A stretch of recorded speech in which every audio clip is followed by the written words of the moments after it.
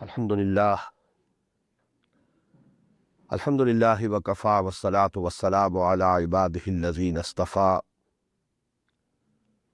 Khususan ala afdalihim wa khatamin nabiyyin Muhammadin al-Aameen wa ala alihi wa sahbihi ajma'in. Amma ba'du faqad qala Allahu tabaraka wa ta'ala kama warada fi awwal surati al-Hujurat. A'udhu billahi minash shaitanir rajim. Bismillahir rahmanir rahim. يا أيها الذين آمنوا لا تقدموا بين يدي الله ورسوله واتقوا الله إن الله سميع عليم. وقال عز وجل في نفس السورة يا أيها الناس إنا خلقناكم من ذكر وأنثى وجعلناكم شعوبا وقبائل لتعارفوا إن أكرمكم عند الله أتقاكم إن الله عليم خبير. وقال عز وجل كما ورد في سورة البقرة ويسألونك ماذا ينفقون قل العفو. وقال عز وجل كما ورد في سورة الحشر لكي لا يكون دولة بين الأغنياء منكم صدق الله العظيم. رب اشرح لي صدري ويسر لي أمري واحلل عقدة من لساني يفقهوا قولي.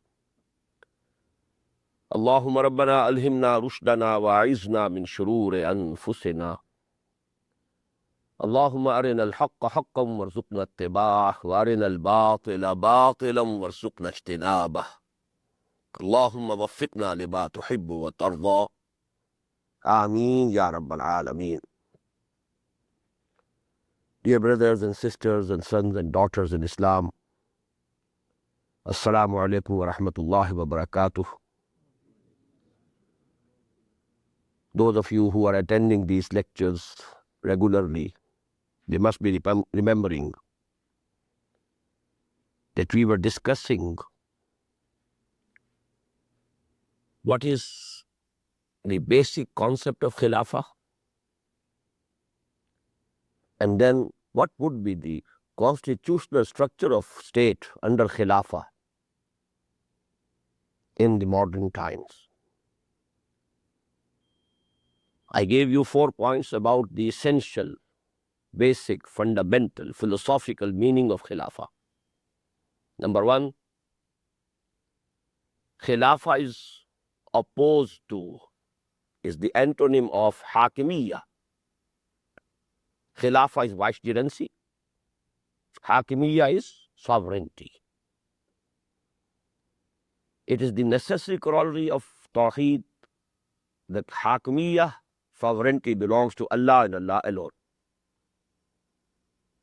For man, it is Khilafah, not sovereignty. So that is essential meaning of Khilafah, vicegerency. Number 2, this vicegerency, this Khilafah was bestowed upon by Allah subhanahu wa ta'ala on the whole of humanity. Because Adam was declared vicegerent of Allah on earth.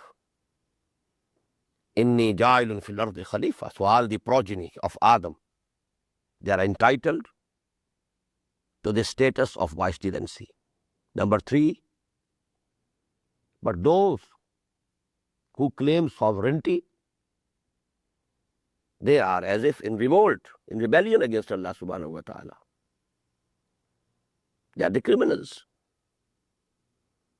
So the least is that they forfeit their right of vicegerency. What's the inevitable result? Now the vicegerency belongs to only Muslims. Who are Muslims? Who accept the sovereignty of Allah subhanahu wa ta'ala and submit to Him, surrender before Him. He is a Muslim. Then I made 2 points. Historically speaking, in the practical implementation of this Khilafah, 2 changes occurred side by side. On the one hand, till such time that the institution of prophethood was continuing, the Prophet was personally the Khalifa of Allah. Why? He was representing Allah on earth. Why? Because his wireless communication was established with Allah through Wahi. So it was Khilafah personal. But when that institution came to an end in the person of Muhammad sallallahu alaihi wasallam, now it has become collective. That is why the pronouns have changed in the Quran. Ya Dawood inna ja'alnaka khalifatan fil ard. It's wahid, singular pronoun. Ja'alnaka khalifatan. We have made thee a khalifa, a caliph, a vicegerent on earth. And for the ummah, وَعَدَ اللَّهُ الَّذِينَ آمَنُوا وَعَمِلُوا الصَّالِحَاتِ مِنْكُمْ لَيَسْتَخْلِفَنَّهُمْ فِي الْأَرْضِ. This is a plural pronoun. So they change from personal khilafah to collective khilafah. On the other side, due to the social evolution, a long process. To cut a long story short, there was the concept of personal sovereignty. Kings, they were sovereign in their own person. In this era, it has changed to popular sovereignty, collective sovereignty, sovereignty of the people. In the same way now, the caliphate has changed. It is now collective caliphate. If there was a tribal chief, if he claimed that he could give any order, any command, he could make any rule, any regulation, he was claiming sovereignty. It was kufr, it was shirk. If he was himself a Muslim, submitting to the divine laws, and he was enforcing divine laws in his tribe, he was a caliph. Same was the case with the kings. Firaun and Namrud claimed sovereignty. Alayhi Salimul Misr. They were kafir, mushrik. They were making themselves equal to Allah. They were baghi, taghi. Izhab ila Firaun innahu tagha. But King Dawood, King Solomon, alayhi salatu wassalam, they were caliph kings. Kings but caliphs. In the same way, now democracy, if it is based on the principle of popular sovereignty, it is kufr, it is shirk of the highest order. If it is based on the principle of popular vicegerency, it is khilafah of our time. And it is to be noted that both these processes have come together. Caliphate turning from personal to collective, on the one hand, because of the institution of prophethood coming to an end, and because of this social evolution also, the caliphate is now a collective caliphate of the Muslims. Now we were discussing actually, when the time was over, what are the constitutional foundations, what is the constitutional structure of a state under this principle of caliphate. I gave a very simple statement, although it was very generalized, categorical. To any democratic setup, you add three things, it will become caliphate. We discussed two things last night in detail.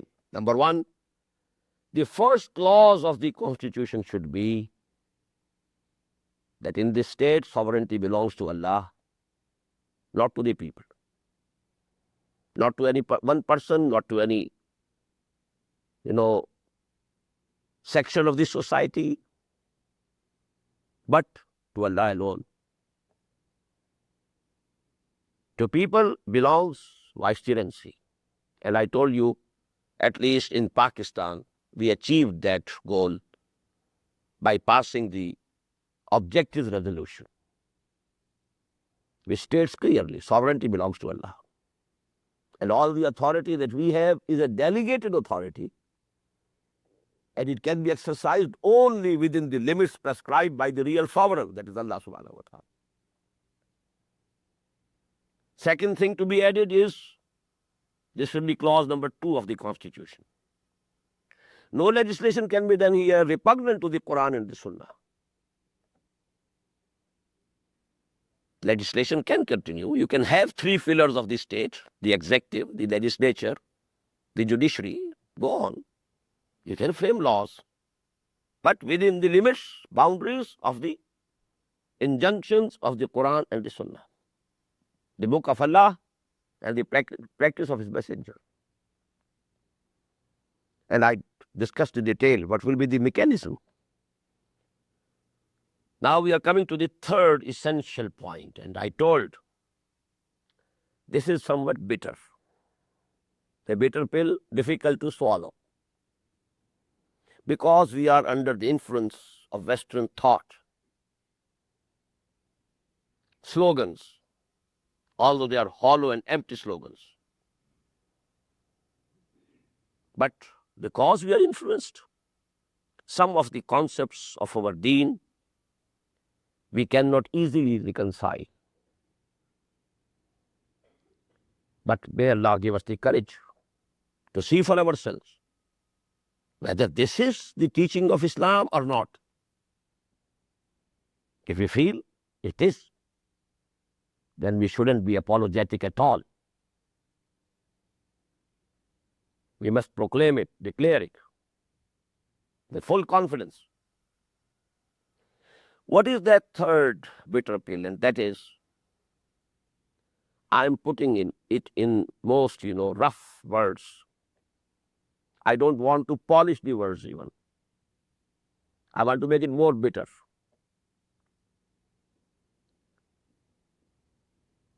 In the state under caliphate, full citizenship belongs to only Muslims. The non-Muslims are a protected minority. Why? I've already proved. Caliphate belongs to Muslims only, who accept Allah as their ruler, Al-Malik, Al-Quddus, who accept Muhammad as his representative, Sallallahu Alaihi Wasallam. Those who don't accept Allah, who claim sovereignty for themselves, they are in rebellion against Allah subhanahu wa ta'ala. And when an Islamic state, in the state under caliphate, legislation has to be within the limits of the Sharia, the book of Allah and the Sunnah of His messenger. They neither believe in Allah nor His book. They neither believe in Muhammad sallallahu alaihi wasallam nor his Sunnah. So they cannot be associated at 2 levels. Number 1, they cannot be associated in the legislative process of that state, because legislation has to be based on the Sunnah and the book. And they don't believe in them. It's very simple. 2 and 2 go to make 4. It's very logical. Philosophically speaking, caliphate belongs to Muslims only. And now, because legislation in a state under caliphate is based on the book of Allah and the Sunnah of His messenger, those who don't believe in both can't be associated in the process of legislation. Number 2, the highest level of policy making in the state, non-Muslims cannot be associated, because the highest policy of the system of caliphate, the state under caliphate, is to fulfill the purpose of the advent of Muhammad sallallahu alaihi wasallam. That is to make the deen of Allah supreme. هو الذي أرسل رسوله بالهدى ودين الحق ليظهره على الدين كله. And this purpose will be accomplished fully only when the deen of Allah becomes supreme over the whole of the globe. So wherever a state is established on the basis of vicegerency, caliphate, well, the first goal before that state would be its foreign policy, its topmost level of policy will be dictated by this goal to make the deen of Allah supreme on earth. And now the non-Muslims can't subscribe to this policy. So at these two levels, non-Muslims cannot be associated. You may call the non-Muslims are not full citizens of an Islamic state, of a state under caliphate. You may call them second-rate citizens. Accept it. But at the lower levels, they can be associated in professions, in services, everywhere. But these are the only two levels. Legislation, because that is to be based on the Quran and the Sunnah. And the highest level of policy making. Here they cannot be associated. At all the lower levels, they can work. They can be associated. The state can benefit from their know-how, their expertise, everything. But now, what is the status of non-Muslims? We must define it. They are called zimmis. And they have to pay jizya. But both these terms, the enemies of Islam, have made them as if they are abusive, while they are not. Zimmi is derived from zimma. What is zimma? Even the Urdu-speaking people know zimmedari, responsibility, zimma. It is the responsibility of the state under caliphate to protect and guarantee the protection of their life, their property, their honor, just as the property and life and honor of any Muslim. No difference whatsoever. Number two, guarantee them their religious freedom. They are free to believe whatever they like to believe. They are free to worship whomsoever and in whatsoever manner they want to worship. Number three, to protect their places of worship more than the mosques. You might be thinking he has gone crazy, he is saying more than the mosque. I can quote from the Quran, the ayah from Surah Al-Hajj. The synagogues, the churches are mentioned before the mentioning of mosques. وَلَوْلَا دَفُّ اللَّهِ النَّاسَ بَعْضَهُمْ بِبَعْضٍ لَهُدِّمَتْ صَوَامِعُ وَبِيَعٌ وَصَلَوَاتٌ وَمَسَاجِدُ يُذْكَرُ فِيهَا اسْمُ اللَّهِ كَثِيرًا. Masajid mentioned in the end. Salawat, salata is synagogue.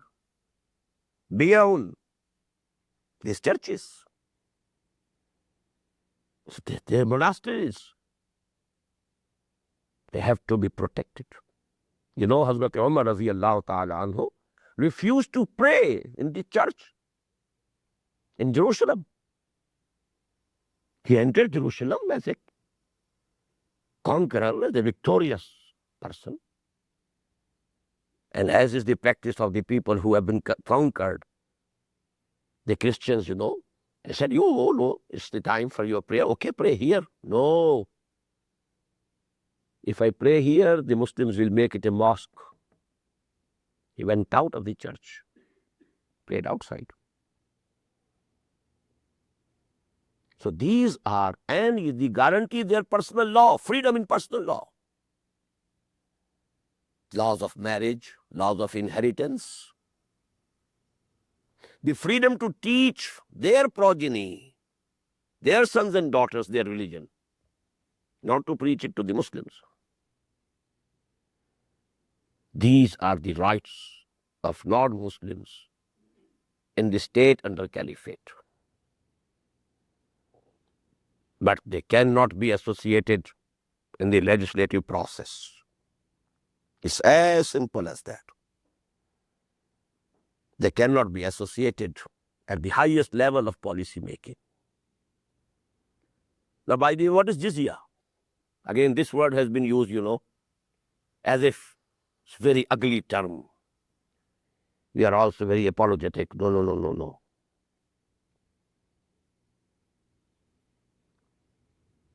Despite that, this is the word in the Quran. Hatta yu'tul jizyata wa hum saghirun. This is the injunctions of the Quran. What is jizya? This is derived from jaza, badal. This is the tax. The Muslims will be paying zakah. Well, this zakah will not be taken or extracted forcibly from the non-Muslims. But as citizens, maybe they are second-rate citizens, you may call them, but they are enjoying the protection. The state is giving them the protection, guarantee of their protection of life, honor, property, everything. So they have to pay something for that. If the jizya is the tax, that tax every citizen pays. You are paying tax here, very heavy taxes. Can there be any state without taxes? So actually it's a tax. They have to pay tax. The Muslims will pay zakah.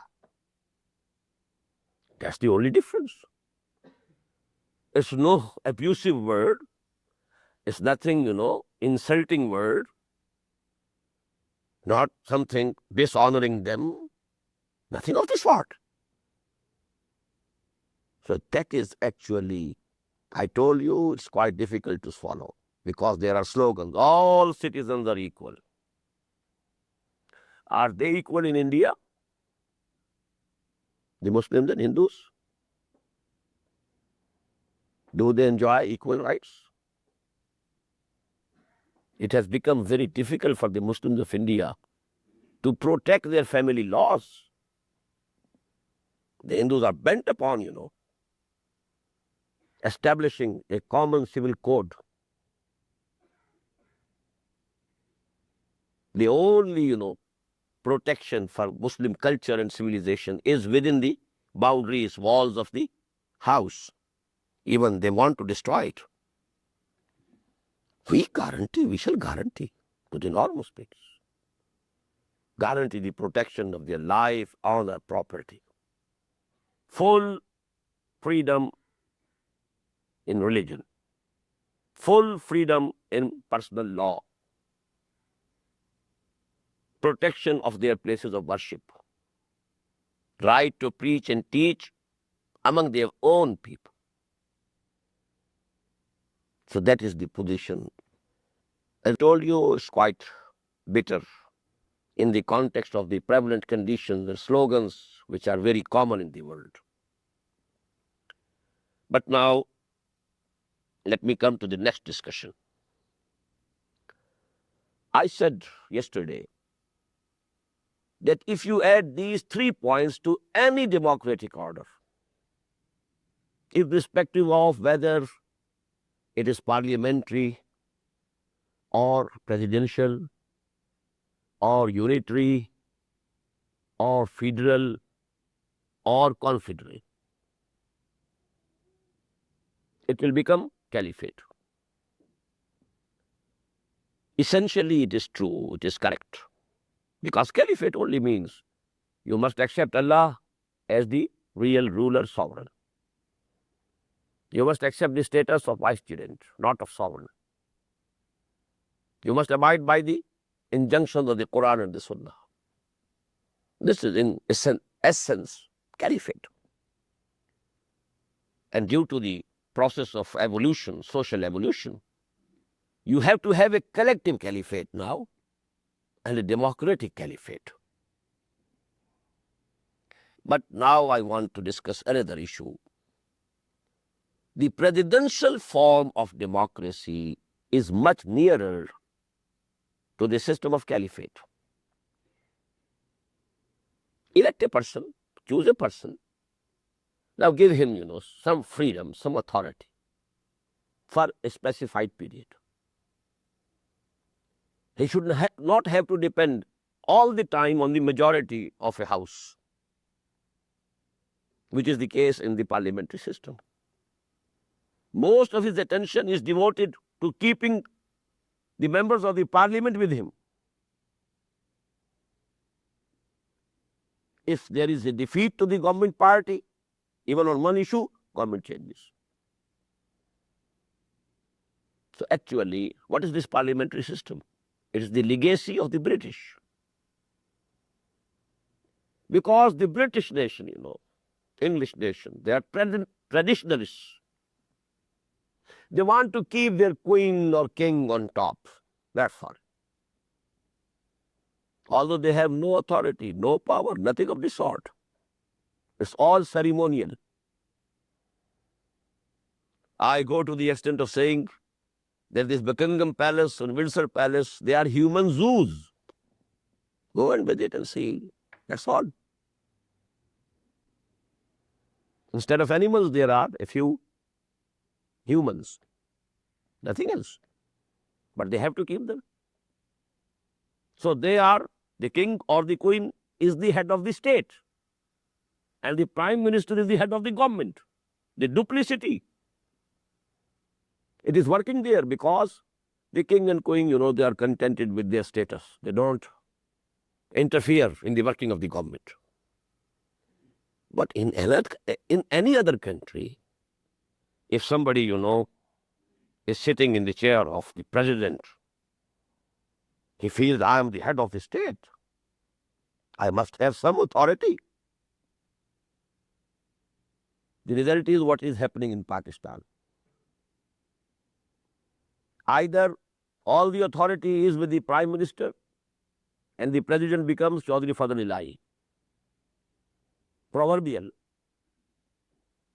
or all the authority is in the hand of Ziaul Haq and GIK, Ghulam Ishaq Khan, and they can dismiss any prime minister, elected prime minister.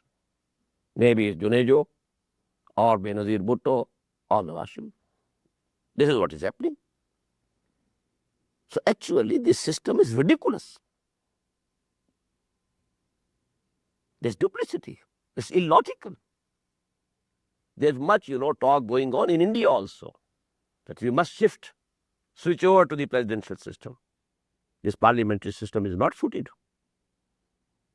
I think theoretically also. Duplicity. There was, in the days of Rajiv and Zail Singh, there was, a power struggle between the two. But it remained within certain limits. In Pakistan, we don't observe any limits whatsoever. But at least they have some democratic traditions. So that tussle remained within certain limits. But the tussle was there. So actually, this parliamentary system is the legacy, just like the game of cricket. It's the legacy of the Britishers. It's the game of the lords. Wasting 5 days, And the end result, draw.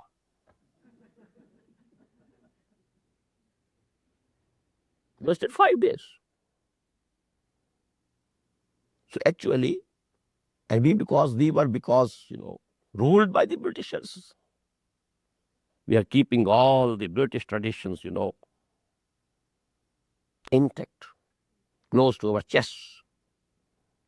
So now this is the point. The system of presidential democracy is nearer. And let me quote here two couplets of Allama Iqbal. I'm not saying that caliphate is nearer to this system. Mind you, I'm saying this system is nearer to the caliphate. Because we gave the examples 1400 years ago. The republican form of government, caliph elected by mutual consultation. We produced the democracy, but democratic vicegerency, not sovereignty. Iqbal says very beautifully, these couplets are in Persian. Har koja bini jahane rangobu, ki az khakash beroyad arzu, ya zinure Mustafa ura bahast, ya hunuz andar talashe Mustafast. Wherever you will see any good value, any good institution, take it from me. Either it has been borrowed from Muhammad sallallahu alayhi wasallam. All the light, it is borrowed. Ya zinure Mustafa ura bahast. Ya hunuz andar talashe Mustafast. Or the humanity is still going in search of Mustafa, wants to realize and reach the same place which Muhammad sallallahu alayhi wasallam gave to the humanity 1400 years ago. But as for the unitary or federal or confederal structure of the state,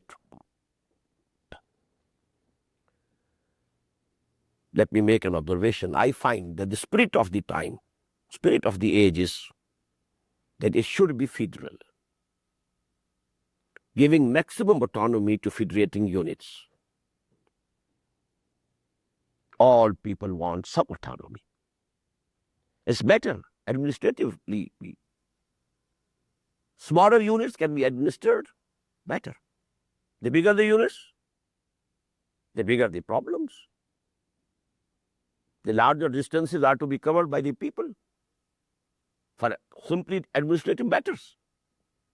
So decentralization and autonomous regions, but this autonomy has to be within the limits of the constitution of the state. And that constitution of state is providing that sovereignty belongs to Allah and no legislation can be done repugnant to the Quran and the Sunnah. These two principles have to be intact everywhere at every level. Now, I'm coming to the third point. Regarding the detailed structure of the state machinery, we must accept a principle that the exact dicto copy, exact replica of Khilafah that was there for 30 years during the caliphate of Abu Bakr, Umar, Osman and Ali radiyallahu ta'ala anhum ajma'in. That exact replica of that system will not be established again in this world. There have to be certain changes because much water has flown down the river of time. Changes have occurred and we have to keep in view before us the changes. And that is the institution of ijtihad in Islam. But the basic principle is you have to prove that there is a real change here of conditions. Then you have the right to make ijtihad. If the conditions are the same, there's no need of ijtihad. Then follow whatever was the practice at that time. But if you can prove that there is a change, then there is a need for ijtihad. Now please note, times have changed from those days of the Sahaba of Khilafat Rashida to this date in respective of three things. Number one, their society was basically a tribal society. In a tribal society, if the chiefs of the tribes, they sat together, They consulted each other. They decided by mutual consultation. It was sufficient. It was no need to go to each and every individual, every member of every tribe, because the tribal system was there. All the members of the tribe, they had to obey their chief. So this, system of adult suffrage and voting and your ballot boxes and every person having a vote, it was absolutely unnecessary. We have to keep the principle of mutual consultation. Amruhum shura bainahum. That has to be fulfilled. But what should be the system? What should be the machinery of consultation? That will change, because now there's no tribal system. Things have changed. The basic structure of the society has changed. So there has to be adult suffrage. You have to adopt this institution of voting. Number 2, the Sahaba, the companions of the Prophet ﷺ,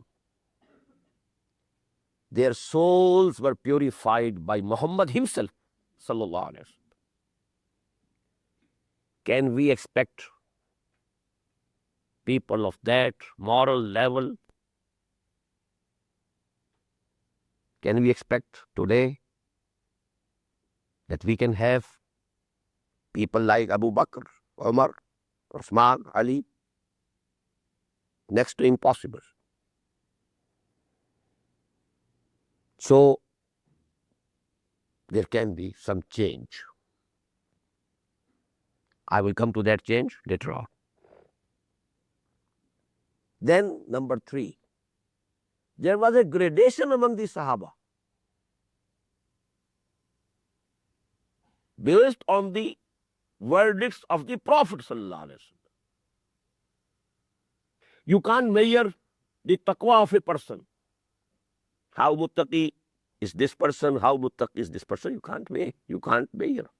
We don't have any standards and any means of weighing the taqwa. So, all Muslims, regarding their legal and constitutional rights, they are equal.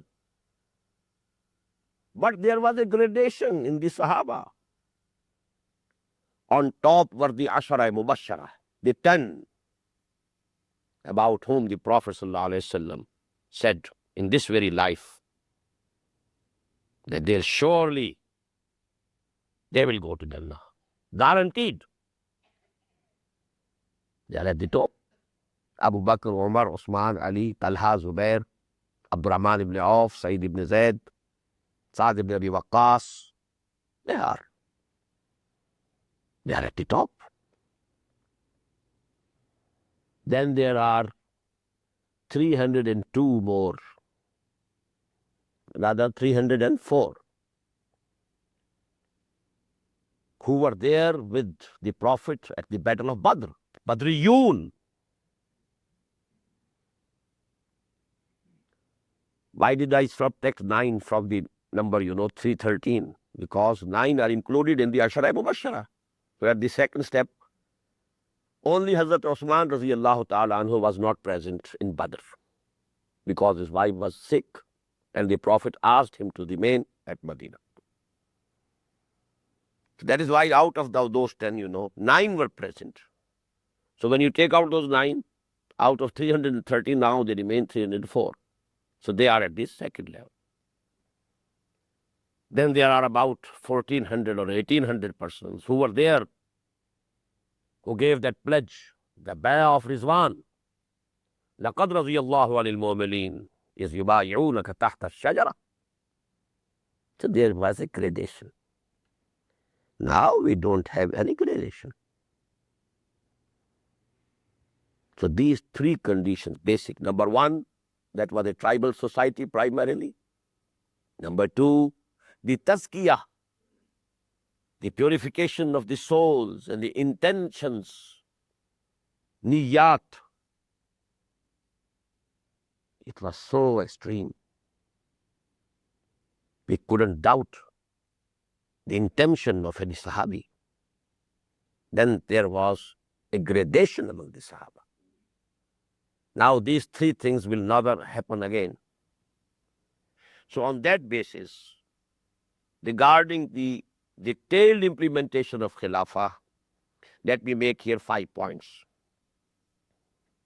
Number one, the Khalifa, the Caliph, and the Majlis-e-Shura, or the Majlis-e-Milli, or the Congress, or the Parliament, whatsoever you may call it, will be elected by the votes of Muslims, men and women both. The right of vote is there.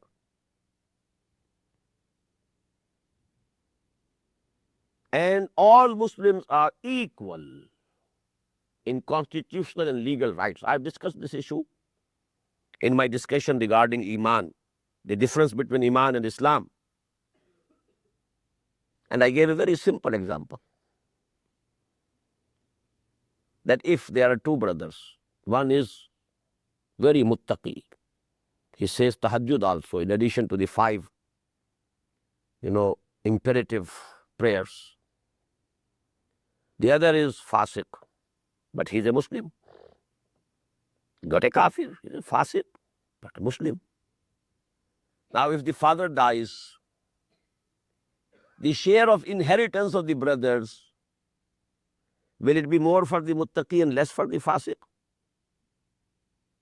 No. Equal. I go to the extent of giving an example for the sake of example. If Abu Bakr, raziyallahu ta'ala anhu, Sayyidul Mu'mineen, and Abdullah ibn Ubay, the Raisul Munafiqeen, if supposedly they were the sons of the same father, their portion in the inheritance would have been equal. You go to that extent. So don't think only the muttaqis will have the vote of right, the right of vote. That will be all for all Muslims. Whosoever is a Muslim, not a non-Muslim. That I have discussed already. Non-Muslims can elect their own assembly representatives so that they can talk and speak on their behalf with the government, negotiate with the government, with the state about their, affairs and matters pertaining to them. But in legislature, in caliphate, it has to be exclusively Muslim. And all Muslims are equal in voting right. But number 3, for those people who come forward to be elected, to contest elections for caliphate or for shura, there should be very strict screening. What's your wealth? Where from did you get it? Can you explain? Has it been earned through halal means or haram means? Let me mention here that in the Islamic State, even a person cannot appear as a witness in a court before screening. This is called tazkiyatul shuhud. The witnesses have to be examined first. They are questioned about their own character. If they are found to be dependable, then only they can, appear as a witness in the court. Tazkiyatul shuhud. Shuhud is plural for shahid. Shahid is the witness. So what to speak of the representatives, people who will be at the helm of affairs of the community, of the whole ummah, who are going to frame laws? They must be screened thoroughly. Then number 4, this fixing a term, that is necessary now. It was not there in the Khilafatul Rashida. Once elected, the Khalifa was caliph for the whole of his life, till his death or till he was martyred. Abu Bakr died the natural death. Umar, Osman, Ali, Raziyallahu ta'ala majma'in, they were martyred. But it is not necessary. There's no injection in the Quran and the Sunnah that it must be done. Because their characters were above doubt. So we could give them this position. We couldn't doubt their intentions. But today, as I told you, we can't have people of that stature, that moral level. So give them a term of 4 years, 5 years. So they also know that again there are going to be elections. And again we shall have to face the electorate. So that is something which has been developed through that process of evolution. Finally, there should be the principle of impeachment. In essence, basically, this principle is present in Khilafah al-Rashida also.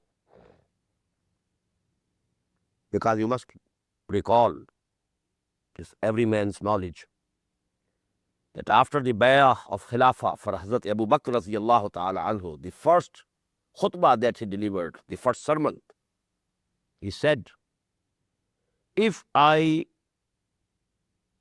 continue on the right path, it's your duty, it's imperative upon you to obey me.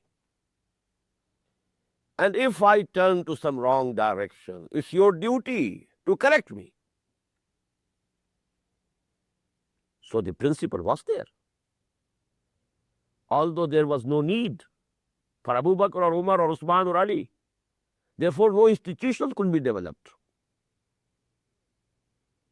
But the principle is there.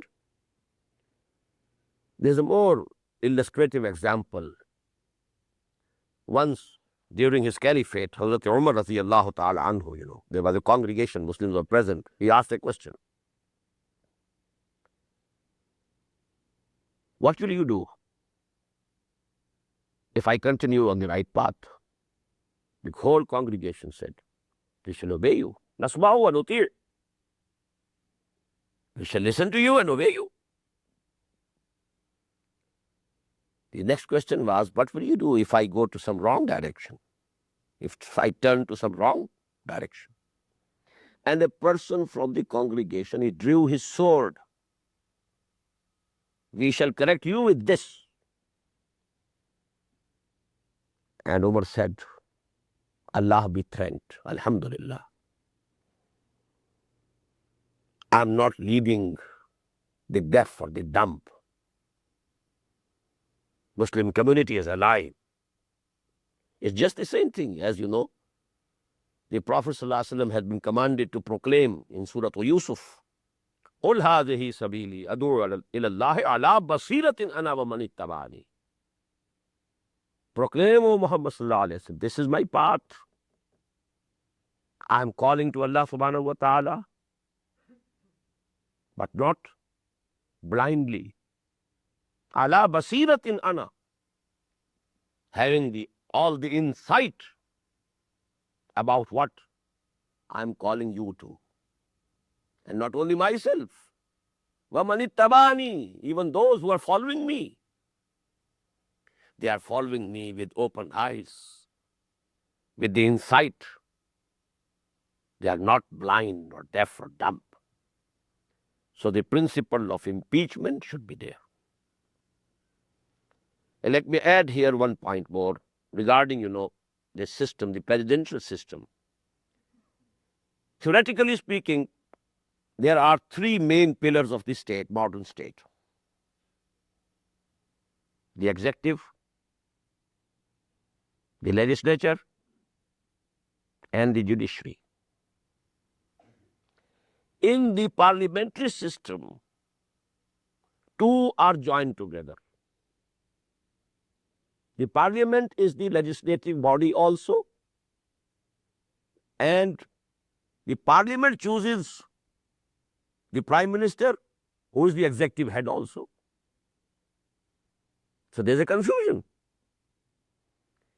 In the presidential system, executive, absolutely separate. Congress doing its work. And you have seen here, majority of Democrats in the Congress and Republican presidents working smoothly. And I think this is a very beneficial side of this system. In the parliamentary system, you can't appoint a minister if he is not elected. Here you can have secretaries. You need experts. So the president can appoint any secretary. He need not be an elected representative, congressman or a senator. So you have elected the president. Now leave it to him. He should choose the best people. And usually the best people, they can't go and fight elections.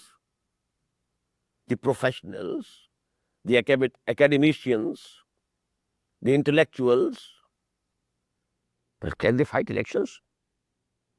Election can be fought only here by the billionaires. It's not necessary that the billionaire has, the intellectual capacity also. So actually, this presidential system is at a very higher level of evolution. And I told you, we have to join the principles of caliphate with the institutions that humanity has developed through this process of evolution.